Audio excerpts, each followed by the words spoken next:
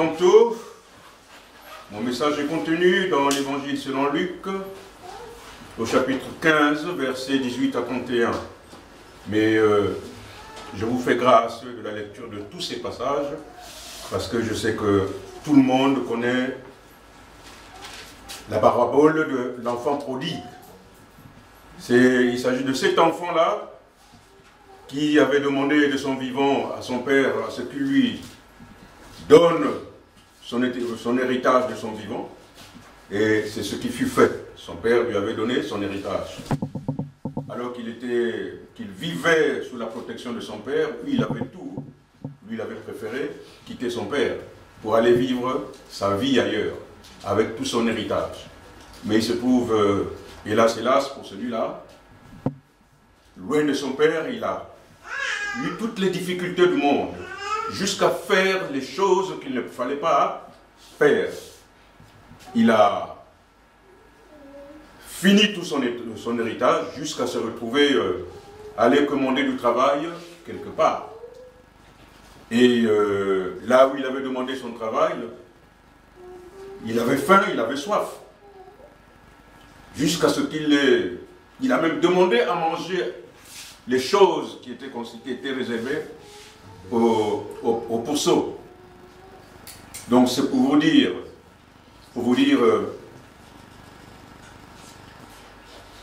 les malheurs qu'il y a, les difficultés qu'on peut rencontrer lorsque nous vivons loin du parapluie parental. Et dans ces passages, il n'y a que deux grands faits, à savoir l'existence loin de Dieu et l'amour que Dieu nous offre. Vous avez vu par rapport à cet enfant, malgré tout ce qu'il avait fait, et quand il a su qu'il avait son père qui était encore là, qu'est-ce qu'il a fait? Il est revenu auprès de son père, qui, quand il l'a vu, il était content. Il a organisé une fête, une grande fête. Mais le jour où il organise cette grande fête, le fils, l'autre fils, le fils aîné, était au champ. Et quand il arrive, quand il retourne des champs, il constate qu'à la maison, il y avait une fête. Et il appelle un des serviteurs de son père pour dire, mais pourquoi cette fête? Et c'est là qu'on lui dit, non mais écoute, c'est ton frère qui est revenu et à ce titre, ton père lui a organisé cette grande fête. Et lui, il s'est mis en colère, le fils aîné. Avait-il le droit de se mettre en colère? Prenez l'occasion. Ces passages bibliques concernent, comme je l'ai dit, la parabole du fils prodigue. Et on les trouve bien évidemment dans l'évangile selon Luc. Luc est l'auteur de ces passages et il est aussi celui qui a mis tout particulièrement l'accent sur l'humanité de Jésus et il le présente comme le fils de l'homme. Il est aussi l'auteur des Actes des Apôtres. Il était le célèbre compagnon de l'apôtre Paul pendant ses voyages missionnaires.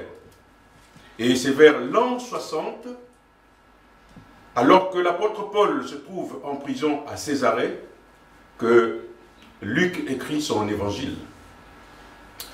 Il faut souligner que si l'évangile de Matthieu était destiné aux Juifs, celui de Marc visait les Romains et celui de Jean s'adressait aux nations, tandis que celui de Luc intéressait les Grecs. En effet, ces passages bibliques de Luc sont d'un intérêt capital en ce qu'ils nous montrent combien il est dangereux de mener une existence loin de Dieu et aussi combien est grand l'amour de Dieu. Dieu, dans son amour immense, laisse l'homme pécheur le temps nécessaire pour se repentir de ses péchés et s'abandonner à son amour.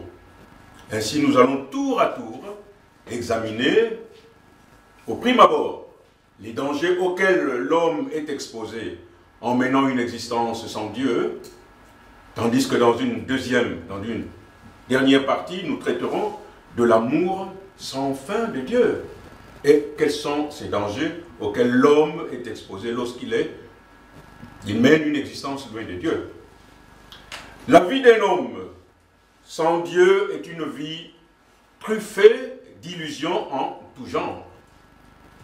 Nombreux sont ceux qui ont cru que la réussite matérielle est seule capable de couronner une vie. Aussi, ils ont consacré toute leur vie à rechercher et amasser des biens de ce monde. Ils se livrent à une vitesse effrénée à la découverte des plaisirs en tout genre de ce monde. Ils ne se satisfont pas du minimum vital, mais adorent en avoir encore et encore. Nous assistons actuellement, et plus proche de nous, aux comportements et aux attitudes bibliquement condamnables. La Bible parle des relations dites contre nature qui ont trouvé place au soleil dans plusieurs pays. Exemple en France, après la légalisation de l'homosexualité, si je peux m'exprimer ainsi, plusieurs mairies accueillent et célèbrent les mariages unissant l'homme avec l'homme et la femme avec la femme. Le phénomène observé de nos jours du transgenre n'est pas en reste. Nous voyons les pasteurs dans certaines églises qui accueillent et donnent la bénédiction à ce genre de relations contre nature. Beaucoup aussi sont ceux ou celles qui ont converti leurs bêtes de compagnie en partenaires. Il faut aussi souligner la précocité aujourd'hui avec laquelle les enfants se livrent aux choses qui jadis étaient réservées aux personnes adultes et qui malheureusement entraînent des conséquences effroyables. Nous notons aussi la vulgarisation de la drogue et de l'alcool par la légalisation dans plusieurs États. Il n'est au monde aucune autre substance qui emporte les vies humaines en aussi grand nombre, et ce, quotidiennement, que la drogue. Les conséquences liées à la drogue sont incalculables au monde. Plusieurs familles en souffrent. La drogue vous amène à remettre en question même la vie de vos propres parents. La télévision aujourd'hui nous montre des scènes d'exhibition honteuses. Aussi, à la télé, certains programmes mettent mal à l'aise parfois les parents et les enfants qui ont décidé de regarder ensemble une émission ou un documentaire. Tout ceci parce qu'on veut nous faire accepter les choses du monde. Et j'étais à Évry voir la sœur cadette de mon épouse qui revenait des États-Unis, et il y avait la télé qui était allumée. Tout de suite, il y avait des réclames, des publicités à la télé. Mais des publicités, alors, j'avais juste ma tête baissée, parce que je ne pouvais pas regarder, étant donné le fait que les enfants étaient là, mes belles-sœurs étaient là, mon épouse aussi était là. C'est autant vous dire toutes ces choses que les gens du monde, que ceux qui vivent loin de Dieu, veulent nous imposer. Et pour cet temps, c'est devenu la règle.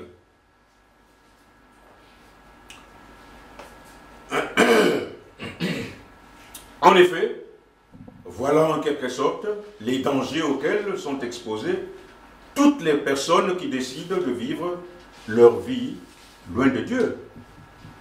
Tout comme pour l'enfant prodigue qui décida de vivre loin de la protection familiale, il est fort intéressant de noter que ce genre d'errement, de perte, ne concerne pas seulement l'homme du monde.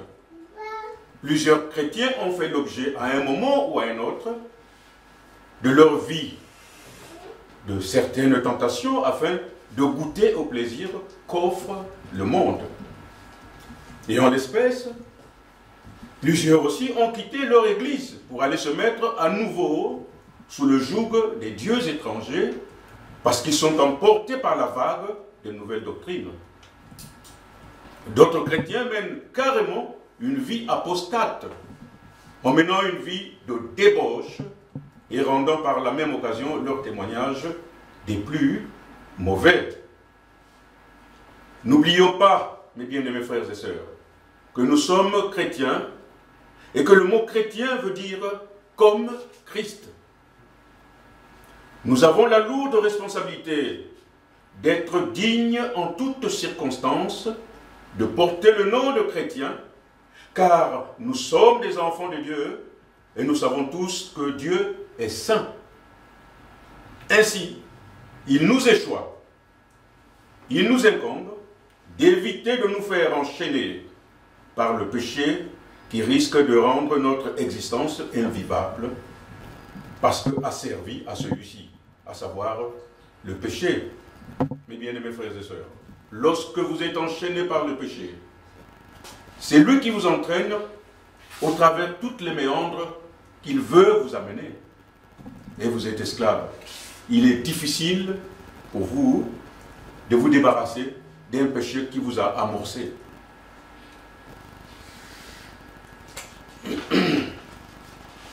La vie sans Dieu est caractérisée aussi par une vie perdue, une vie de misère, une vie sans issue. J'ai croisé mon frère Roberto en gare où nous nous croisons souvent, nous nous rencontrons souvent, et il m'a parlé d'un visiteur à nous qui venait de temps en temps nous visiter,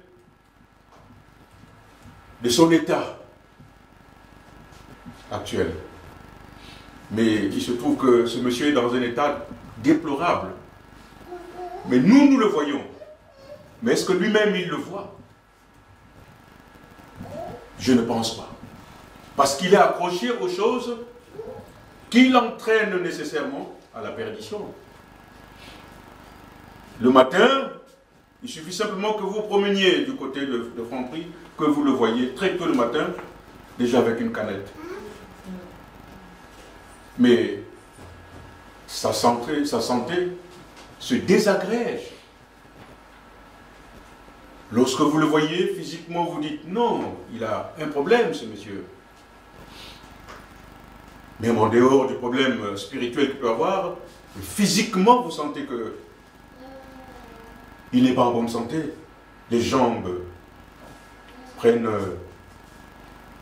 des allures inquiétantes. Mais est-ce qu'il est conscient de son état physique? Je ne sais pas. Mais quand je le vois, même vous, si vous le voyez, vous allez prendre pitié de lui. Mais est-ce que lui-même, il a pitié de son corps? Je ne sais pas. Vivre loin de Dieu nous entraîne dans une vie sans issue. Vivre loin de Dieu aussi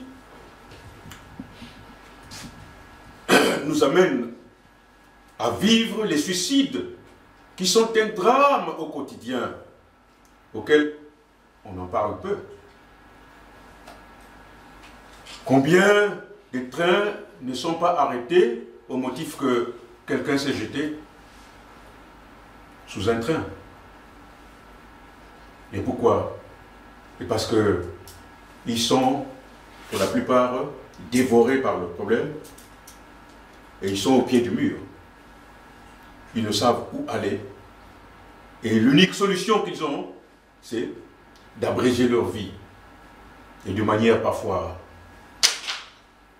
malheureuse. Une vie loin de Dieu est une vie de péché, est une vie aussi de mort spirituelle. C'est ce que nous dit la Bible. Lorsque nous vivons sans Dieu, nous nous donnons l'impression de vivre. Effectivement, parce que nous avons la joie de saisir les plaisirs de ce monde, d'aller travailler, comme l'a dit mon frère Xavier, de revenir à la maison, de retrouver sa famille. Mais cette vie-là mondaine, cette vie-là ne suffit pas. Cette vie n'est qu'une simple illusion. La Bible nous dit, une vie sans Dieu n'est pas une vie. Nous sommes morts spirituellement, même si physiquement, on a l'impression de vivre. Je crois que chacun de nous a fait déjà l'expérience de regarder dans son rétroviseur. Et lorsque nous voyons ce que nous étions hier, nous-mêmes, nous avons parfois honte de certains chapitres que nous avons ouverts pendant que nous étions de ceux-là. Nous étions morts spirituellement. Mais avec Christ, avec Dieu, nous sommes ressuscités. Nous vivons en Christ. C'est lui qui nous donne la vie.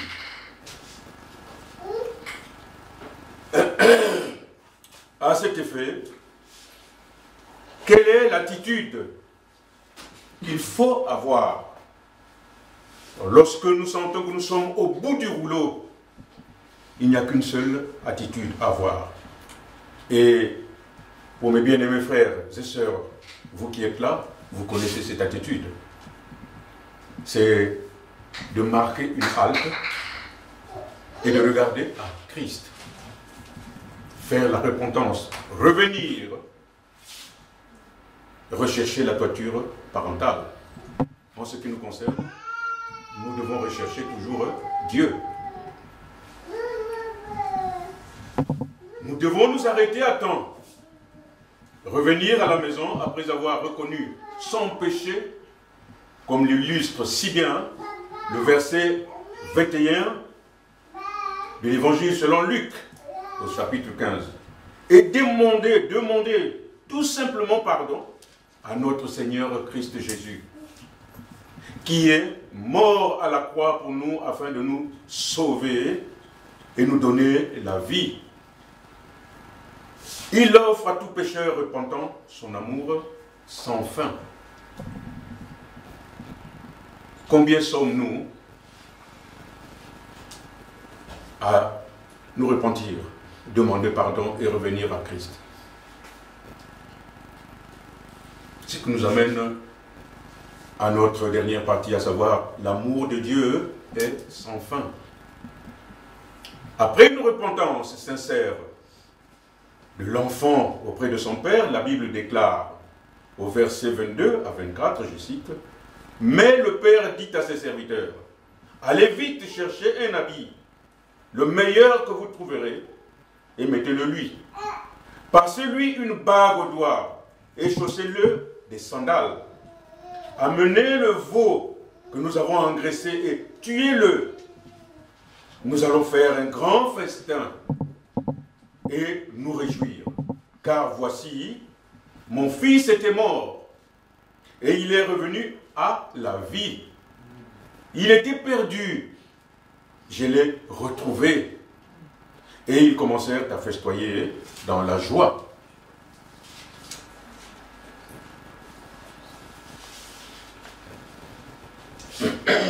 L'habit neuf qu'on fait habiller l'enfant et la bague qu'on lui fait passer au doigt sont des signes distinctifs démontrant par là le fait pour le père de réintégrer son fils dans la famille et de le rétablir dans ses droits. Ce passage, combien illustratif, nous enseigne sur le sentiment ou l'attitude que nous sommes amenés à adopter, parfois, au regard de telle ou telle autre situation. Il y a lieu, ainsi, de nous poser la question, de savoir quel sentiment nous habite, ou quelle attitude nous adoptons en présence d'une quelconque situation vis-à-vis de nos parents, de nos enfants, de notre proche, d'un ami ou de mon prochain. Dans quelle attitude nous nous trouvons? Est-ce que lorsque je me suis fâché d'avec mon épouse, d'avec mon époux, est-ce que j'ai l'humilité d'aller voir mon épouse ou bien mon époux, de lui présenter mes excuses, sinon de lui demander pardon? Est-ce que mon épouse ou bien mon époux qui m'a demandé pardon, suis-je capable d'accepter ce pardon et de faire la paix? Plusieurs parents, dans cette attitude du père de l'enfant prodigue, plusieurs parents étaient capables de dire « Je ne veux pas te voir revenir encore sous mon toit, parce que tu as pris ce dont tu avais besoin. Et tant pis pour toi, si tu es d'aller gaspiller ton héritage. » Mais quelle a été l'attitude de ce père?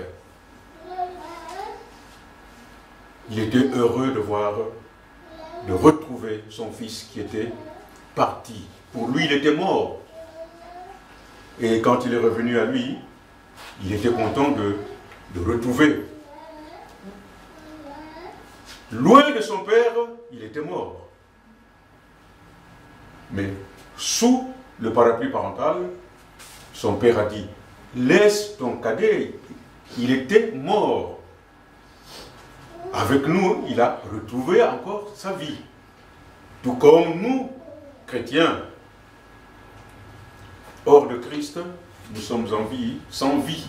Avec Christ, nous vivons avec lui. Amen.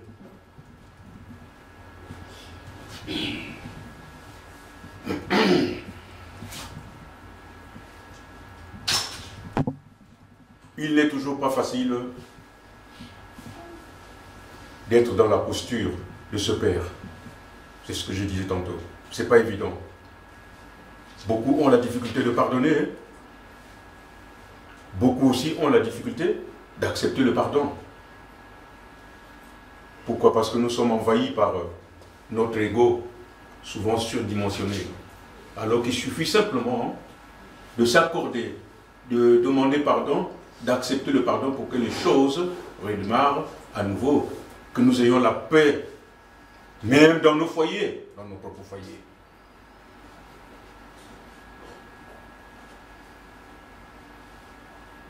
Frère Xavier a parlé de son attitude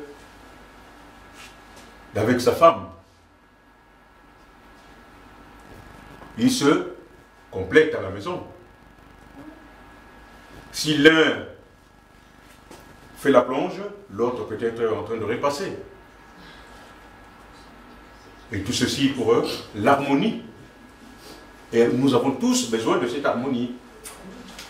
Pas seulement à la maison, même dans nos relations à l'extérieur. L'orgueil tue. L'orgueil nous empêche d'avoir la paix en nous-mêmes.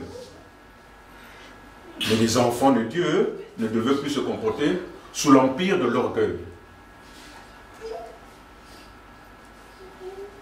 Nous devons être humbles. Nous devons savoir nous repentir et revenir au pied de la croix pour trouver la paix, la vie.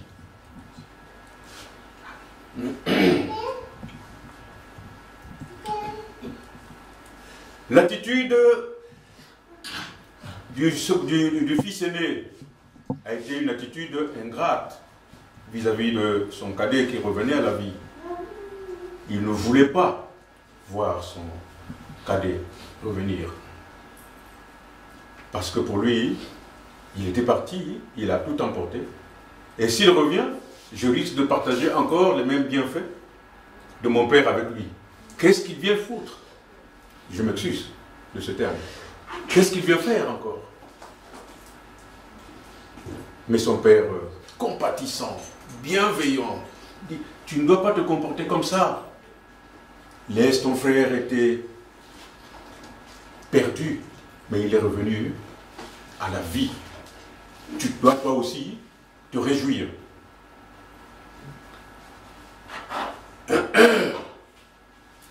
La Bible déclare que Dieu fait briller le soleil et fait pleuvoir la pluie sur le bon et sur le mauvais. Alors, quel était le problème de ce fils aîné? C'est son père qui décide. S'il revient, il est sous mon toit. Toi qui ne peux partir, tu es encore sous mon toit. Quel est ton problème? C'est moi qui décide. Lorsque Dieu nous envoie la pluie, il ne dit pas « je l'envoie simplement pour eux, mes enfants ». Non, il envoie aussi la pluie pour les bons et les mauvais.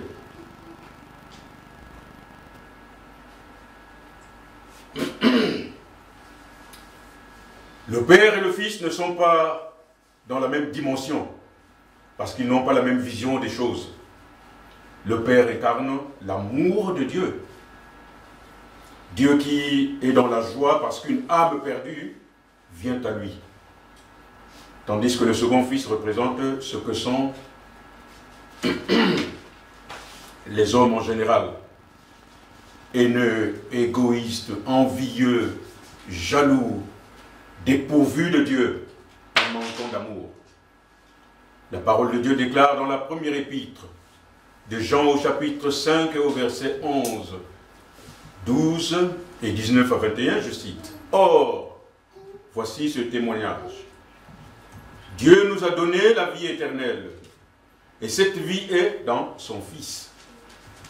Celui qui a le Fils a la vie.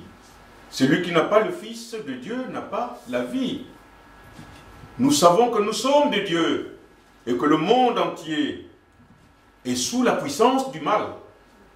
Mais nous savons aussi que le Fils de Dieu est venu et nous a donné l'intelligence pour connaître le vrai Dieu.